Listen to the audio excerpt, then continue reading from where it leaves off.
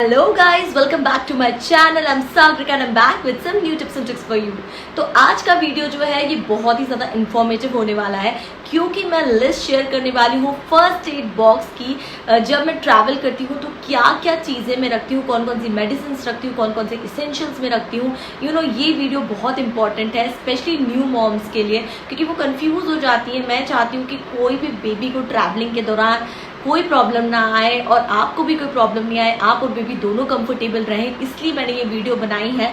तो मैंने ये किट जो है ये आप देख सकते हैं, मेरी ये फर्स्ट एड किट है जो मेरे पास हमेशा रेडी होती है और जब भी मैं ट्रैवल करती हूँ मैं ऐसे की ऐसी इस किट को अपने बैग में रखना बिल्कुल नहीं भूलती हूँ। बिकॉज अब मेरे 2 बॉयज़ हैं, एक न्यू बॉर्न है लाइक अभी 1 मंथ ओल्ड है और एक 4 ईयर का है। तो मैंने दोनों की कॉमन ही किट बना रखी है और दोनों की सारी इसेंशियल मेडिसिन इसमें है। तो 1 बाय 1 आप जो है कॉपी पेन लेके बैठ जाइए और ये लिस्ट बना लीजिए क्योंकि आपको बहुत ज़्यादा काम आने वाली है ये पूरी लिस्ट।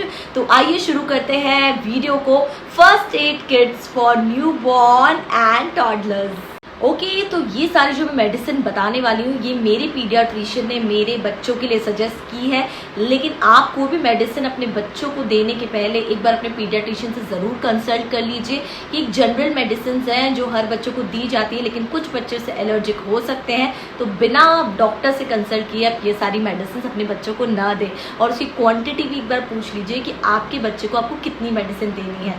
तो आइए शुरू करते हैं। सबसे पहले है ये पैरासिटामोल और डेफिनेटली पैरासिटामोल, ये कैलपॉल 250 है और ये जो है मैं अपने दोनों बच्चों की क्वांटिटी जो है वो एज के हिसाब से डिसाइड होती है और टाइमिंग भी उसके हिसाब से डिसाइड होती है और ये फीवर के लिए होती है मेडिसिन। तो पैरासिटामोल जो है वो हमेशा मैं अपनी फर्स्ट एड किट में रखती हूँ। नेक्स्ट मेडिसिन है मैक्स्ट्रा। मैक्स्ट्रा जो है वो कफ के लिए एक्चुअली यूज आता है, स्नीजिंग के लिए, वाटरी आइज के लिए, any type of irritation in eyes और आपको अगर स्टफी नोज लग रही है अपने बच्चे की तो उसके लिए मैक्स्ट्रा दिया जाता है जो कि मेरे पीडियाट्रिशियन ने सजेस्ट किया है। तो सेकंड मेडिसिन है मैक्स्ट्रा। नेक्स्ट मेडिसिन है लीसेट और लीसेट जो है ये एनी टाइप ऑफ एलर्जी, अगर वाटरी आइज हो रही है, बहुत ज़्यादा इरिटेशन हो रहा है बेबी को थ्रोट में, नोज में, स्टफी नोज है और any type of allergy in eyes, conjunctivitis है, कंजक्टिवाइटिस के लिए भी लीसेट काफ़ी ज़्यादा हेल्पफुल है और वाटरी आइज के लिए। तो एनी टाइप ऑफ एलर्जी के लिए लीसेट दी जाती है।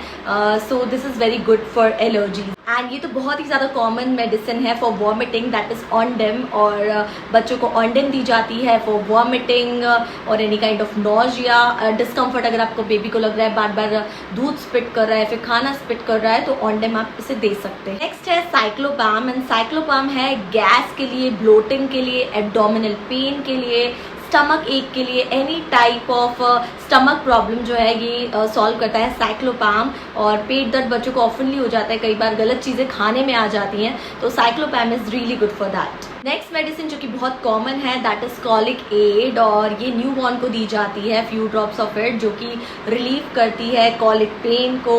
अगर कई बार बच्चे फॉर्मूला मिल्क नहीं डाइजेस्ट कर पाते तो बहुत ज़्यादा कॉलिक एड हो जाता है जिसकी वजह से हमें देना पड़ता है फ्यू ड्रॉप्स। तो colic aid is also for stomach pain in newborns. Next है ये Vicks baby rub and Himalayan soothing baby rub. तो कभी रात में बेबी की स्टफी नोज़ लगती है या फिर ब्रीदिंग प्रॉब्लम होती है बेबीज़ को, कई बार जब नोज़ चोक हो जाती है, तो आप ये हल्का सा जब चेस्ट पे बेबी को रब कर देते हैं तो वो बहुत ही ज़्यादा अच्छा और कंफर्टेबल फील करता है। तो आप विक्स का भी ले सकते हैं और हिमालय का भी काफ़ी अच्छा है, मेरे पास दोनों ही है। वैसे अपने न्यू बॉर्न को मैं हिमालय प्रेफर करती हूँ और मेरा जो 4 ईयर ओल्ड बेबी है उसको मैं विक्स बेबी रब लगा देती हूँ। तो मेरे पास दोनों ही ऑप्शंस रखे हैं मैंने। जो बहुत इंपॉर्टेंट मेडिसिन है ये सभी को पता होगा, ये है विटामिन डी सप्लीमेंट और ये न्यूबॉर्न को डेली देना होता है 1 ईयर के लिए। तो ये तो हमेशा मैं अपनी फर्स्ट एड पे रखती हूँ क्योंकि vitamin D is really important for newborn's. Next है सलाइन स्प्रे और ये भी बेबी की जब नोज़ चोक हो जाती है, बेसिकली ये नमक का पानी होता है, तो आपको 2 ड्रॉप्स जो है वो न्यूबॉर्न की नोज़ में डालना होता है जिससे जो भी चोक होती है उनकी नोज़ में, कई बार आप देखेंगे घर घर की आवाज़ आती है नोज़ में से न्यूबॉर्न के, ज़रा सी भी हवा में उन्हें कभी ले जाते हैं तो ये डालने से उनको बहुत ज़्यादा रिलीफ मिल जाता है और इसके कोई भी साइड इफ़ेक्ट भी नहीं है, बहुत ही ज़्यादा कॉमन है ये। तो नेज़ो क्लियर इसको कहा जाता है, सलाइन स्प्रे है जो कि न्यूबॉर्न में यूज़ किया जाता है।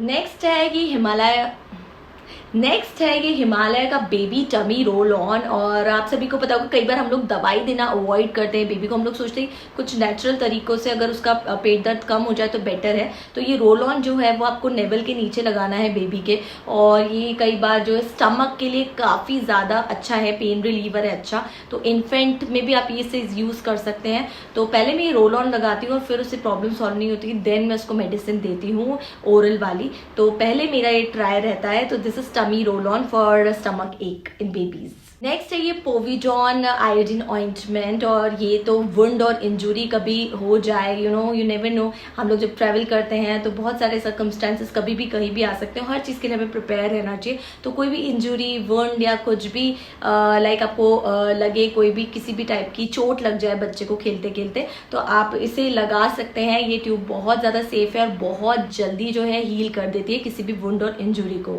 नेक्स्ट तो बहुत ही इंपॉर्टेंट और कॉमन चीज़ है वो है बैंडेड्स। तो बहुत सारी बैंडेड्स आपको रखना चाहिए अगर आप बेबीज के साथ ट्रैवल कर रहे हैं कहीं पे भी। तो बैंडेड जो है वो आपने फर्स्ट एड में रखना बिल्कुल भी ना भूलें, बिकॉज ये कभी भी काम आ सकती है और बड़ों के लिए भी एक्चुअली काम आ सकती है। तो बैंडेड्स is a must in your first aid. Next है मच्छरों से बचाने के लिए मॉस्किटो रोल ऑन, ये ओडोमॉस। तो ओडोमॉस तो मैं अपने 4 ईयर ओल्ड को लगाती हूँ, और ये रोल ऑन जो है मैं अपने न्यूबॉर्न को लगाती हूँ, दैट टू उसके फीट वगैरह पर, बिकॉज हेड टू टो तो वो कवर ही रहते हैं।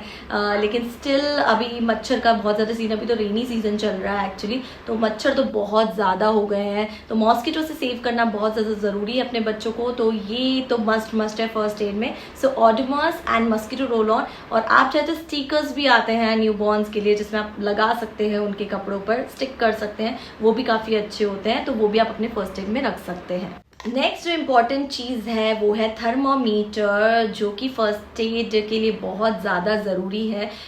कभी फीवर आ जाए, कुछ भी हो जाए बच्चों को, तो थर्मोमीटर से एटलीस्ट टेम्परेचर पता लग जाता है।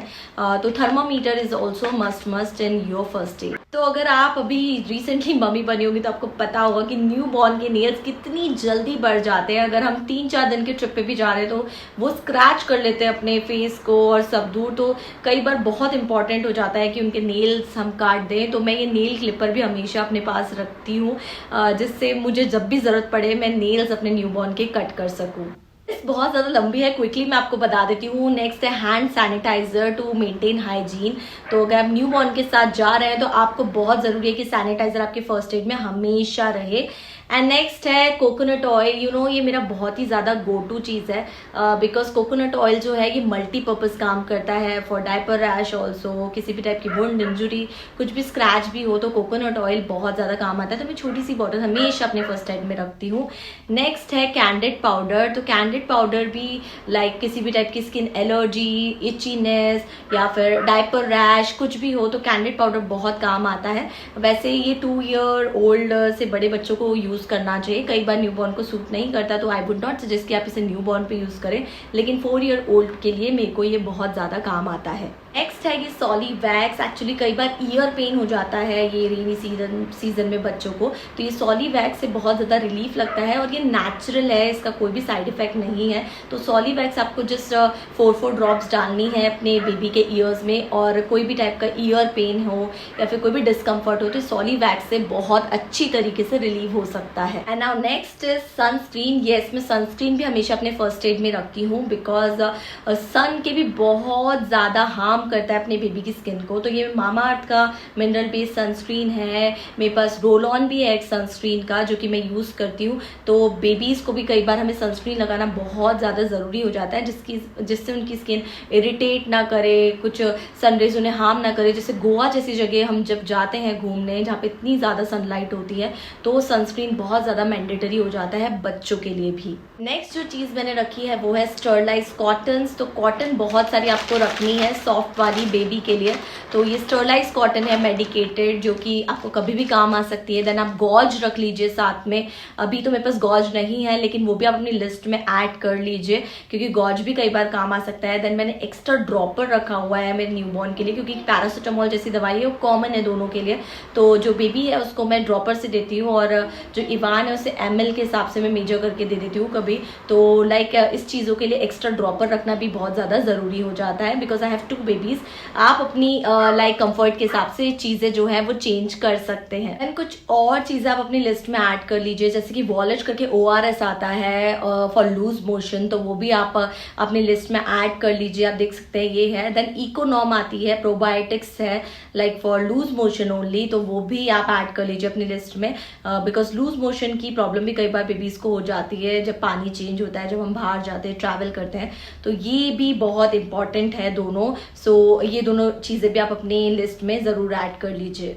देन उसके बाद आप नेजल सक्शन एस्पिरेटर भी रख सकते हैं अगर आपको लगता है आपकी बेबी को बहुत जल्दी कोल्ड कैच हो जाती है, तो ये सारी चीजें भी हैं। तो अपने बेबी के कंफर्ट के हिसाब से चीजें ऐड भी कर सकते हो, माइनस भी कर सकते हैं। जैसे कि मेरे दोनों बॉयज की एज डिफरेंस है, तो मैंने कॉमन बना रखा है दोनों के लिए फर्स्ट एड। अगर आपको लगता है कि आपकी बेबी के लिए ये अभी यूज नहीं आएगा तो आप इसे माइनस कर दीजिए और अपना फर्स्ट एड किट जरूर रेडी कर लीजिए, क्योंकि ये मस्ट है। कपड़ों से भी ज्यादा जरूरी है कि ये आप पहले रख लीजिए अपने बेबी के लिए, ताकि आपकी ट्रिप आप कहीं भी जा रहे हैं, ट्रैवल कर रहे हैं, तो बहुत ज्यादा कंफर्ट हो जाए। और घर में भी आप इसे हमेशा बना के रखिए, बिकॉज रात बेरात कभी भी कोई भी चीज की जरूरत पड़ सकती है बच्चों के साथ। तो ये किट जो है ये हमेशा मेरे पास रेडी रहता है।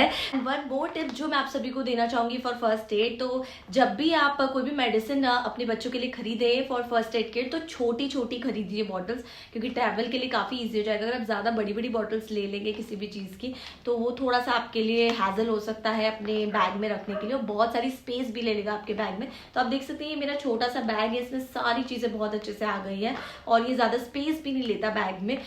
तो सारे जो मेरे पैकेजिंग है बहुत ज्यादा छोटे छोटे हैं, तो ये चीज का आप जरूर ध्यान रखिए। सो आई होप ये वीडियो आप सभी के लिए हेल्पफुल रहा होगा और आप भी अपना फर्स्ट एड किट जो है वो जल्दी से रेडी कर लेंगे बेबी का। So thank you so much for watching this video. I hope आपको ये पसंद आया होगा, हेल्पफुल रहा होगा। पसंद आया तो प्लीज लाइक कीजिए, शेयर कीजिए, मेरे चैनल को सब्सक्राइब कीजिए। Thank you so much for watching this video. Now me Sagrika signing off. Bye. Take care. Love you all.